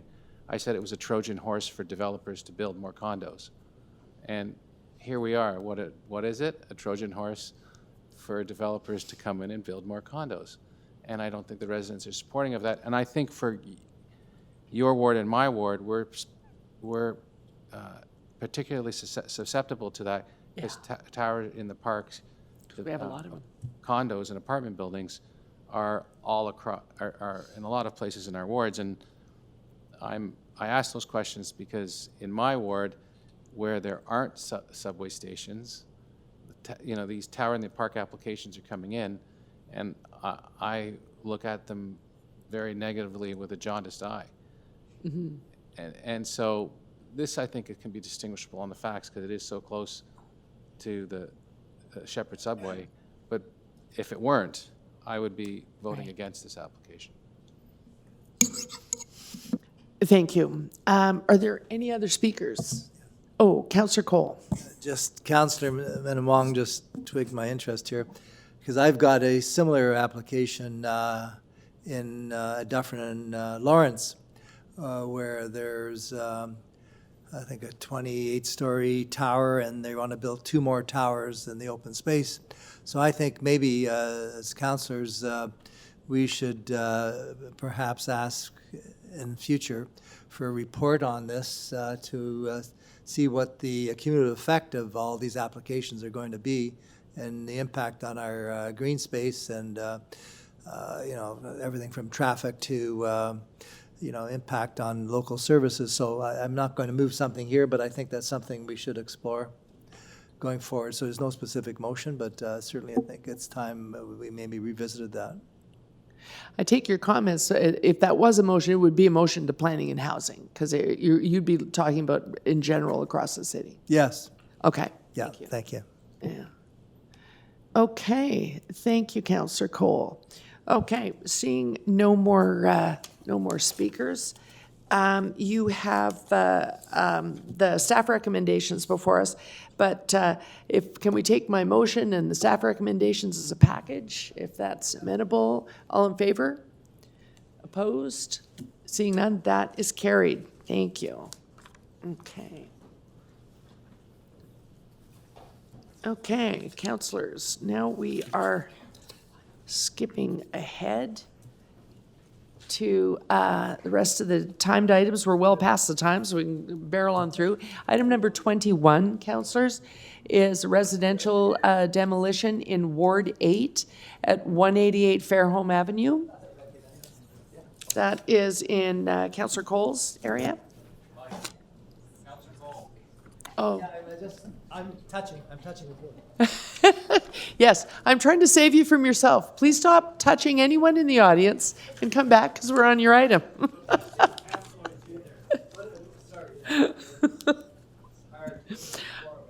Sorry, yes, I'm sorry to be so rude and keep pulling him away, but it's because if he's not sitting in his chair, we don't have quorum. Item number 21, it's the residential demolition at 188 Fairholme. I move staff approval.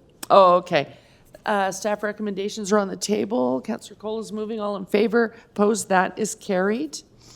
Okay, and item number 22, councillors, is application to remove a private tree at 17 Arlston Drive. That's in Councillor Pasternak's ward, and he's 23? No, I'm on 22. Oh, 22, okay. So I got a walnut tree coming Oh, up. sorry. Well, I'll go back to it since I've read out 22 now. Councillor Pasternak would like us to defer it, so I'll move a motion to defer. All in favor? Opposed? That is it. Councillor Minawong would like to vote twice on that one. Councillors, I have to go back to 21 because I believe yes, there's an option there. Okay.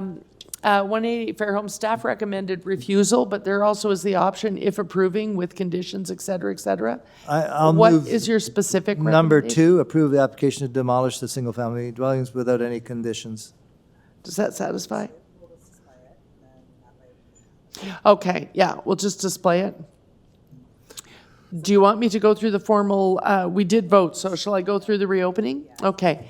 Councillors, all in favor of we're reopening item number 21 because it had options for approval? Well, once we reopen it, you could ask the staff member. Yeah. Okay. Move to reopen item number 21. All in favor? Opposed? That's carried. On item number 21, staff recommend approval. Councillor Cole is moving 2, which is approval without conditions. Councillor Villian, do you have some questions of the mover? Sure. And I apologize. Is this in the mover's Yeah, ward? yeah. Oh, it's in your ward. I'm sorry. I thought it was in Council Robinson's. Okay. Yes, 188 Fairholme. Sorry, we had to reopen it because it's a demolition application that had optional recommendations. Yeah. Yes, he is I'll just- moving without conditions, No, number 2. I just as clarification, I think just to be safe here, I'll move it with the conditions about fencing. et Which is cetera. I'll move- recommendation number 3. 3, yeah. Yeah. There. Yeah. Yes, always my favorite. Good housekeeping, okay. Okay, so we're really taxing the clerks here. I can't believe how fast they got that reconfigured. So Councillor Cole, the local councillor, is moving recommendation number 3, approval, but with the conditions. All in favor? Opposed? Seeing none, that is carried. Okay. So, councillors, we are now moving on. We've done 22. It's a deferral, so we're moving on to 23. We're back to Councillor Cole's ward, which is application to remove a private tree at 52 Briar Hill. Staff recommend refusal. Councillor? Yes, this is another one of Councillor Minnan-Wong's favorite nut trees that somebody wants to cut down, and I support the staff, which is saying we should deny the request to remove the nut tree at 52 Briar Hill. It's walnut, anyway. Okay, so you're moving the staff recommendation? Yes. Okay, all in favor? Opposed? That is carried. Okay. Item number 24, it's Councillor Cole's agenda from here on in, I think. Item number 24 is the encroachment appeal at 1962 Eglinton Avenue West. Staff recommend approval with conditions. Yes, I'll move staff recommendation. Okay. All in favor of Councillor Cole's motion? Opposed? Seeing none, that is carried. And 25 is an encroachment appeal at 551 Deloraine Avenue. Councillor Cole, staff recommend approval with conditions. Yes, I'll move approval with conditions. Okay, Councillor Cole is moving staff recommendations. All in favor? Seeing no opposition, that is carried. And then I believe we only have the additional items left. Madam Clerk, am I right? Okay, so councillors, it is the new items that were circulated. I think the first one is mine. Item number 27. Yes. Item number 27, I won't make a lot of comment except to say that this is, staff are recommending the installation of the traffic calming on Ernest Avenue. It's simply here as an additional item walked on by myself for timing more than anything. But if you wanted to call staff to the floor, I think what you'll hear is that they're in agreement and have already provided us with the design and the placement of where they'll put them. So I'm putting the motion on the floor. Are there any questions of staff? Seeing none, any comments? My explanation pretty much does it for you. So all in favor of the motion put before you? Okay. Opposed? None. That is carried. And then item number 28, which is a motion added by Councillor Cole regarding the addition of community safety zones on Avenue Road between Roselawn and Castlefield. Yes, just a brief explanation. Put the motion up, or it's not up? I don't know if they're going to be putting it on the screen. Okay, It has been it's the, circulated, though. People have and them in their number hands. 28, it's, yes, the walk-on. At the beginning, you should have a copy of it. Anyways, what it Yeah. is, if I could. Yeah, if you want to speak to it, and then then I'll ask a question. It's Allenby School. So the situation is that right now, Allenby School abuts onto Avenue Road, and the safety zone is 1 block long, and there's an opportunity to put a speed enforcement camera there on Avenue Road, but they can't put it up because there are splash guards on both sides of Avenue Road. So therefore, the Vision Zero Transportation has asked that if we could extend the safety zone 1 block north, 1 block south, then they'll be able to erect a camera and they won't be obstructed by the splash guards that are presently there. So that's what this does. And staff has been recommending this as something that is very viable. Okay. Those are your comments? Do councillors have any questions? I just have one question through. You said the staff have been recommending this. This doesn't require, that we can just move right to designation? This doesn't require polls or anything like that? Okay. I'm gonna bring staff to the floor and just get them to quickly comment, because we're taking immediate action here. Mr. Clement, if you just wanted to add comment? Through you, Madam Chair. Yes, staff are in agreement with these recommendations. We did provide them. It not only will it facilitate the automated speed enforcement, but it will consolidate the community safety zones. There's actually 2 on that section. Right. So there was one designated in 2018 for Allenby School on this particular section. To the south, there's Marshall McLuhan Catholic School. Yes. There's also a community safety zone that will be designated for that. There's a short gap between those. It doesn't make sense. So, right. So this motion is correcting that previous oversight, and as Councillor Cole had said, will allow for the installation of automated speed enforcement. Brilliant. Thank you. I have one more question for you, Deputy Mayor Minnan-Wong. Pardon? You said you had one more question.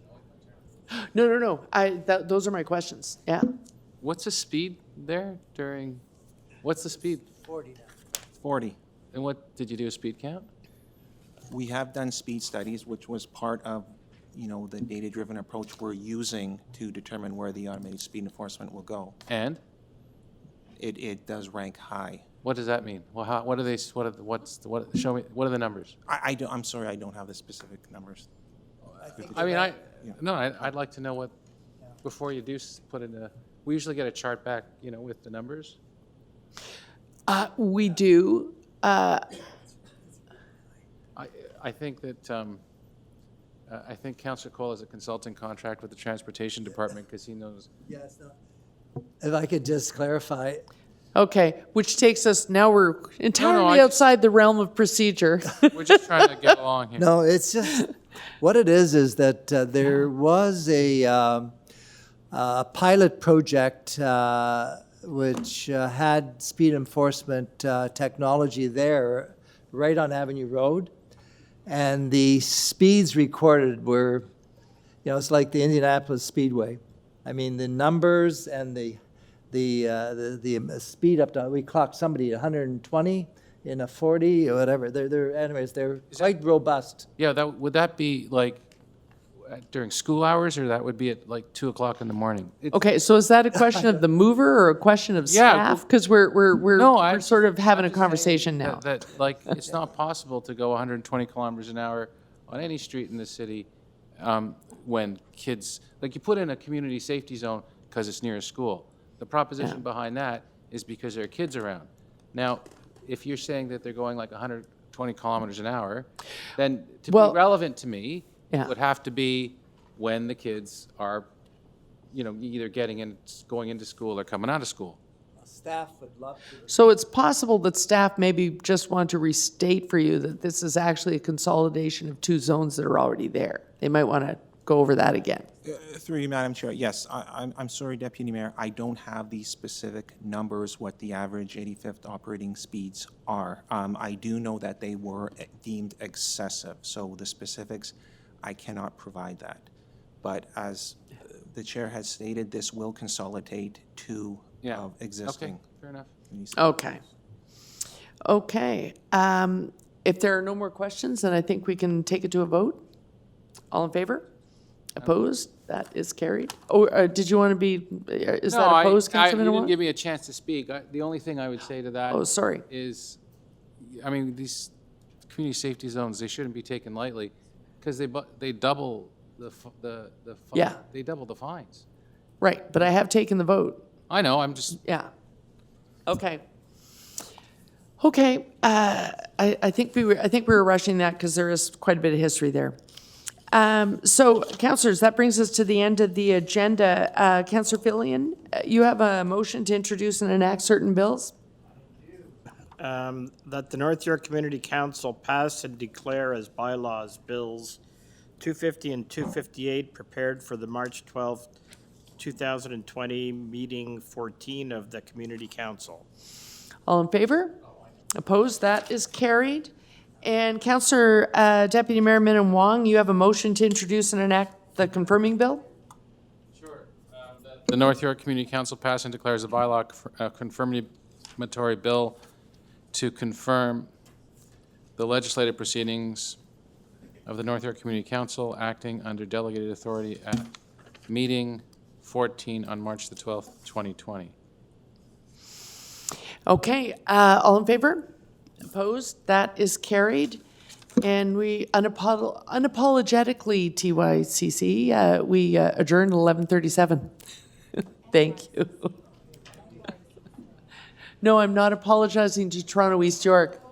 Sorry, we're done. We don't apologize, we just are. All in favor, opposed, that's carried.